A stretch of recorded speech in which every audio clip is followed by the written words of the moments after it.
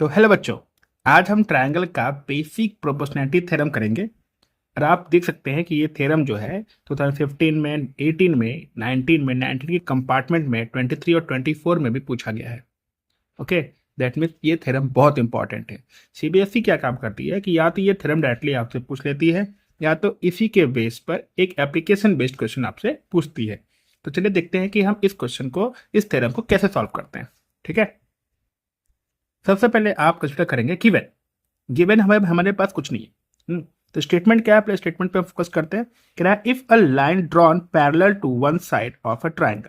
क्या कह रहा है कि ट्रायंगल के किसी एक साइड के पैरेलल अगर हम कोई लाइन ड्रॉ करते हैं to intersect the other two side in the distinct point, जो अदर टू साइड्स को दो अलग अलग पॉइंट पर इंटरसेक्ट करती है।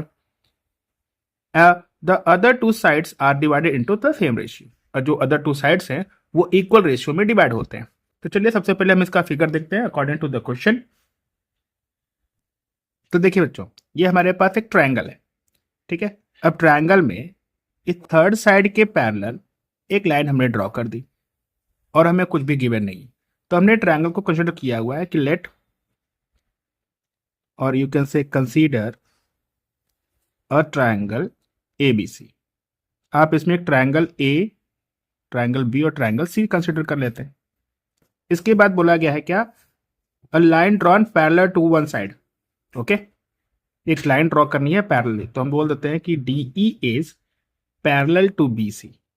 इसका नाम हमने दे दिया DE। बस ये दो चीजें हमें गिवन है। ठीक है, तो गिवन है, ये गिवन लिख लिया। और हमें प्रूफ क्या करना है वो देखते हैं। टू प्रूव में आते हैं। टू प्रूव हमें क्या प्रूफ करना है बेटा,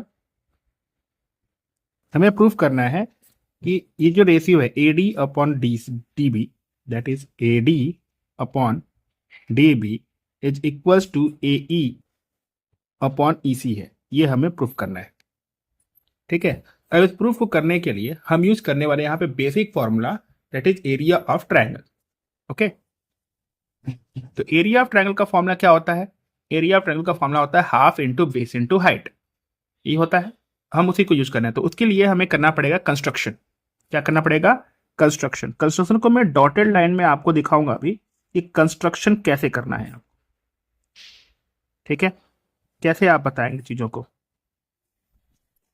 तो कंस्ट्रक्शन में बेटा हमने कर रखा है क्या, ज्वाइन BE एंड DC। तो लिख देंगे आप यहां पर ज्वाइन CD BE।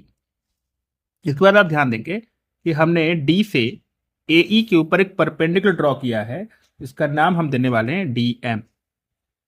और यहां से हम नाम देने वाले हैं कि हमने E से AD के ऊपर एक परपेंडिकुलर ड्रॉ किया है जिसका नाम हमने दिया L। यहां तक क्लियर है, DM और EL। ओके, यहां दे देंगे draw DM is perpendicular to AE and EL is perpendicular to the AD। Okay, यहां तक आपको करना है। तो आपके पास क्या हो गया, गिवन, टू प्रूफ और कंस्ट्रक्शन, और साथ में आपके पास एक फिगर। ओके, अब हम प्रूफ करेंगे। चलिए प्रूफ के बारे में बात कर लेते हैं। प्रूफ कैसे करना है आपको, प्रूफ। ठीक है, तो सबसे पहले आप क्या देखेंगे कि आपको सीधा सीधा करना है consider. Consider consider the ratio of area of triangle ADE, triangle ADE upon area of triangle DEB, area of triangle DEB। क्या हो जाएगा, ऊपर में हमारे पास हाफ इंटू बेस। अब ADE लिया है तो हमने बेस कौन सा लिया, AD, और इंटू हाइट क्या लेंगे इसके अंदर, perpendicular height EL upon DEB में देखेंगे, DEB में बेस लेंगे हम DB, तो हाफ इंटू DB इंटू, अब इसमें हाइट क्या आ जाएगी, सेम हाइट हो जाएगी EL। जिन बच्चों को समझ में नहीं आया EL कैसे हो जाएगा, तो जरा यहां देखिए। ठीक है, तो इस केस में आपने ऑब्टूज एंगल ट्रायंगल देखा होगा। ऑब्टूज एंगल ट्रायंगल में यहाँ रफ में बना देता हूँ, ये ऑब्टूज एंगल ट्रायंगल देखेंगे आप। तो ऑब्टूज एंगल ट्रायंगल में आपकी हाइट हमेशा आउटसाइड द ट्रायंगल होती है, ये जो हाइट होती है। तो बेस आप भले इसको कंसिडर करते हो, इन हाइट आपकी ये वाली होती है, ठीक है। तो वैसे ही इस ट्रायंगल को जब आप अपनी तरफ से देख रहे होंगे तो उसको थोड़ा सा टिल्ट करके देखिएगा, तो ये आपका ऑब्टूज एंगल ट्रायंगल बनना, जिससे हाइट आपकी कहाँ बनेगी, आउटसाइड ऑफ द ट्रायंगल, ठीक है। ये फिनोमेना हम यूज करेंगे। तो यहाँ पे जो कैंसिल आउट होगा उसको हम कैंसिल करेंगे। यहाँ पे जो कैंसिल हो रहा होगा उसको कैंसिल कर देंगे, right. Half half cancel, E L cancel, दो चीजें कैंसिल होगी हमारी। तो यहां से हमारे पास आ जाएगा area of triangle ADE upon area of triangle DEB is equal to क्या मिले आपके पास, AD अपॉन DB, से इक्वेशन नंबर 1। ओके, सिमिलरली आप क्या करेंगे, दूसरा ट्रायंगल लेंगे, तो लिखेंगे now area of triangle, again numerator हमारा सेम रहेगा ADE अपॉन, अब जो दूसरा ट्रायंगल हमारे पास बन रहा था, एरिया ऑफ ट्रायंगल DEC, तो क्या हो जाएगा इसमें भी सेम, हाफ इनटू, अब आप फिगर को देख लीजिए एक बार फिर से, अगर आपको दिख रहा हो तो फिगर।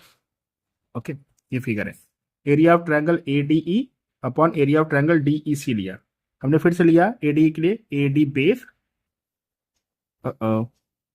AE बेस, अब बेस हमने AE ले रखा है, और DM हमारे पास क्या है, इसका परपेंडिकुलर हाइट। अब यहाँ पे हमने क्या किया, सेकंड वाले में DEC के लिए हाफ इंटू EC, बेस लिया EC, अगेन इसके लिए हमारे पास हाइट क्या हो जाएगी, DM।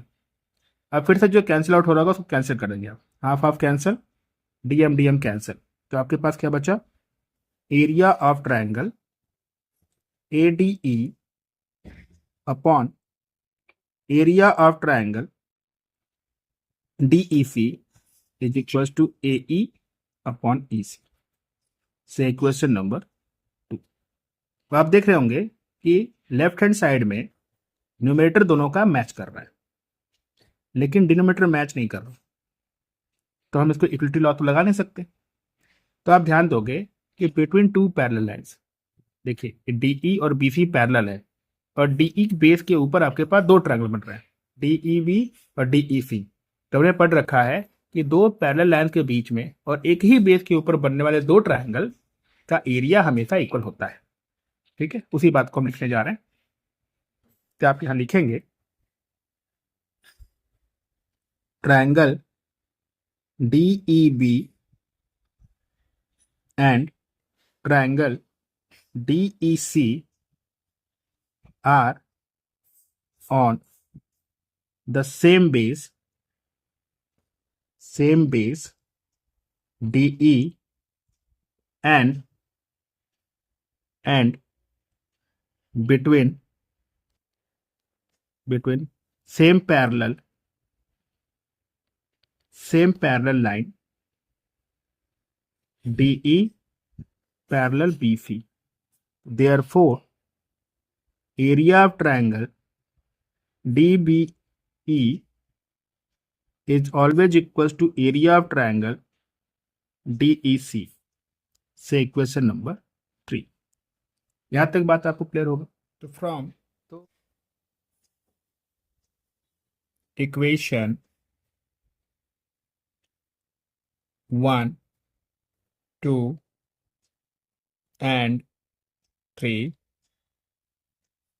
AD upon DB is equals to AE upon EC, hence proved। ठीक है, ये तो हमने प्रूफ कर दिया बेसिक प्रोपोर्शनैलिटी थ्योरम। तो ये नेसेसरी नहीं है कि आपको बीपीटी में सिर्फ यही दो रेशियोज आपको यूज करने हैं, मतलब AD upon DB is equal to AE upon EC। Basic proportionality theorem के ऊपर दो दो कोरोलरीज आती हैं।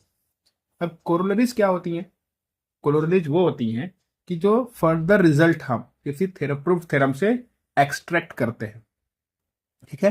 फर्दर रिजल्ट हम किसी थ्योरम से एक्सट्रैक्ट करके निकालते हैं, उसे ही हम क्या बोलते हैं, कोरोलरीज बोलते हैं। तो चलिए हमारे पास क्या है कोरोलरीज में देखते हैं। तो कोरोलरीज हमारे पास दो चीजें हैं, कौन कौन सी चीजें हैं, एक है A B upon D B is equals to A C upon E C. Okay, और दूसरा वाला क्या है, A D upon A B is equals to A E upon A C. ये दो कोरोलरीज आती है हमारी। फिगर आपके सामने मैं फिर से ड्रॉ कर दूं अगर, तो आप फिगर देख पाए, देखते हैं।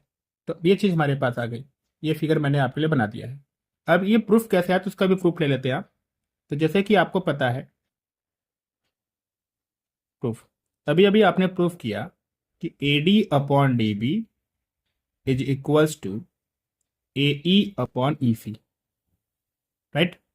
तो अगर हम दोनों तरफ वन को ऐड कर दें, जैसे कि आपने क्लास 9th में यूक्लिड के पोस्टुलेट को पढ़ा हुआ था, तो उसमें ये हुआ था, और प्लस एक्सियम को पढ़ा हुआ था, तो आप उसमें पढ़े होंगे if equals are added to the equal then result are equal. तो हम यहाँ पे देखिए दोनों तरफ हम वन को आकर ऐड करते हैं, तो यहाँ लिखेंगे आप adding one on both side. तो क्या मिलेगा आपके पास, ये मिलेगा A D upon D B plus one, इधर भी आप ऐड कर देंगे A E upon E C plus one. तो क्या मिल जाएगा, दोनों कैल्शियम लेंगे तो आप A D plus D B upon D B हो जाएगा, ये इक्वल टू में ए ई प्लस ई सी हो जाएगा, और अपॉन में ई सी हो जाएगा। तो आप देखेंगे ए डी, ये A D plus D B मिलकर क्या बन जा रहा है, ए बी बन जा रहा है, और अपॉन में डी बी है। वैसे ही ए ई प्लस ई सी मिला के आपके पास ए सी बन जा रहा है, ए सी अपॉन ई सी। पहला आपके पास ये रिजल्ट जो कोरोलरीज है वो हमारे आ गए, ठीक है। मतलब हमने इस प्रूफ थ्योरम से इस एक कोरोलरीज को हमने फाइंड आउट कर लिया। तो वैसे ही दूसरी वाली भी आपके पास हो जाएगी। आपके पास क्या है, A D upon D B equal to A C, तो इसको पहले हम करेंगे इसका रेसिप्रोकल, ठीक है। चलिए देखते हैं। अब ये हमारे पास ऑलरेडी प्रूफ थ्योरम था, ठीक है। तो इससे जब आप इसको दोनों तरफ रेसिप्रोकल कर देंगे, तो ये भी तो हमारे पास क्राइटेरिया प्रूफ है। ए डी जो था वो अपॉन में चला जाएगा, जब इसका आप रेसिप्रोकल लेंगे तो जाएगा D B upon A D is equal to E C upon A E. ये चीज क्लियर हो रही है। हमने बस इनका क्या कर दिया, रेसिप्रोकल कर दिया। अब आपको क्या करना है, इन्हीं दोनों को वन में ऐड कर देना है, ठीक है। एडिंग वन कर दो आप दोनों तरफ, या वन प्लस लिख, अगर आप चाहें तो लिख सकते हैं one plus on both side, ठीक है। Adding one on both side, तो आप देखिए क्या मिलेगा आपके पास, यहाँ पे मिल जाएगा आपके पास one plus D B upon E D is equal to one plus E C upon A E. फिर से आप देखेंगे तो क्या हो जाएगा आपके पास, A D plus D B, again A D plus D B बन जाएगा आपके पास ए बी। ये भी आपके पास क्या बन गया, A B upon A D is equals to, इसको भी सॉल्व करेंगे तो हो जाएगा आपके पास ए सी अपॉन ए ई। और जब आप इसका रेसिप्रोकल कर देते हैं, ये बन जाएगा हमारे पास A D upon A B is equals to A E upon A C, ठीक है। ये चीज भी हमारी क्लियर हो गई, ओके। तो ऐसे ही नेक्स्ट थ्योरम के लिए आप मुझे कमेंट करेंगे। मैंने एक पोस्ट भी आपके लिए डाल रखा है, ठीक है। उसमें आप मुझे बताएंगे कि कौन कौन से थ्योरम आपको ज़्यादा चाहिए, ठीक है। चलिए, तो आज के लिए वीडियो में बस इतना ही। तब तक के लिए खुश रहिए और पढ़ते रहिए।